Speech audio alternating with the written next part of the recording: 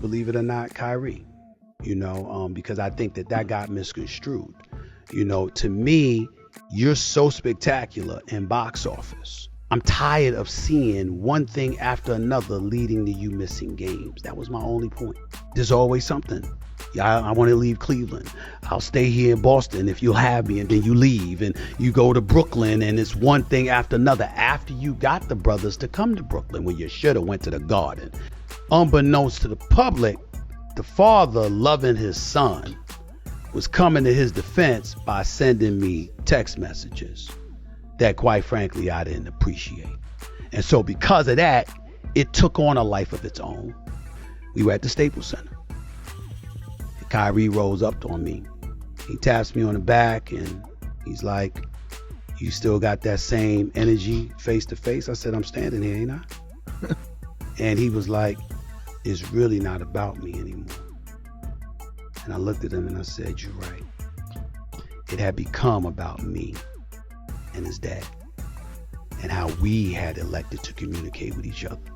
And the shame of it is I'm 55. Obviously, his father is around my age. And the younger son was the one that had to educate us. And so I just said, that's what men do. Kyrie Irving is right. And I called his father. Kyrie Irving is my comeback player of the year. He's my comeback player of the year, Shannon. I'm talking about last year being out for a multitude of reasons we no longer care to get into, don't want to get into. That is the past. We are moving forward. This brother right here is averaging 25.8 points, 49.6% shooting from the field, 41% shooting from three-point range. What's his free throw shooting? I think it's at 90.7%. Damn near a 50, 40, 90 guy. I mean, this dude has been on another level. He's played 56 games because he's been injured. No distractions, no problems. When this brother is on the court, he is something to behold. And yesterday, that show he put on, he dropped 48 last night. I'm looking at Dallas and I'm like, damn. And you're right. The way they got some size and some defense, we haven't seen that from Dallas in the past. Because clearly we have nothing to worry about with them offensively. Clearly offensively, you're going to have a problem with them.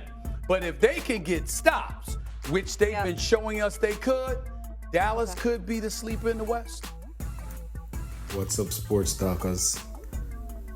I don't know if you guys were listening attentively or caught that, but Stephen A basically admitted that he had a personal agenda against Kyrie due to Kyrie's father defending Kyrie over text messages.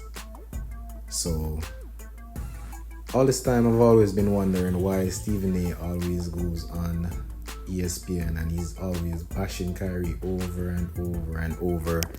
He always brings up old stuff that have passed that everybody has forgotten about, but he keeps reminding us about. Talking about missing games, COVID vaccine, all kinds of stuff. I have yet to hear anybody bashing Kyrie about the vaccine. Apologize to him about the vaccine. I don't know. Maybe they forgot that they were pressuring this guy to just go and get the vaccine just because everybody else is getting it, you know? But he basically admitted that he had a personal agenda against Kyrie due to Kyrie's father coming to his defense, you know? And now you see that these sports personalities, they're on TV, they can push an agenda, they can lead the public astray, they can do all these things where they can tarnish the reputation of a player, you know? I realized this with Stephen A and this personal agenda against Kyrie. And how do we know how many other players Stephen A or any other?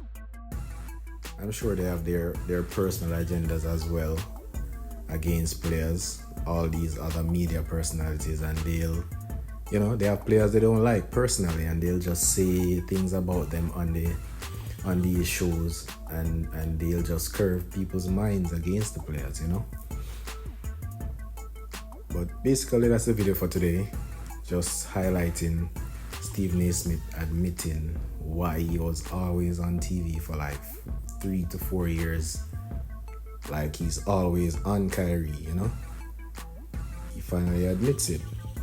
And he thought everybody missed it. But don't worry, YouTube, I got you.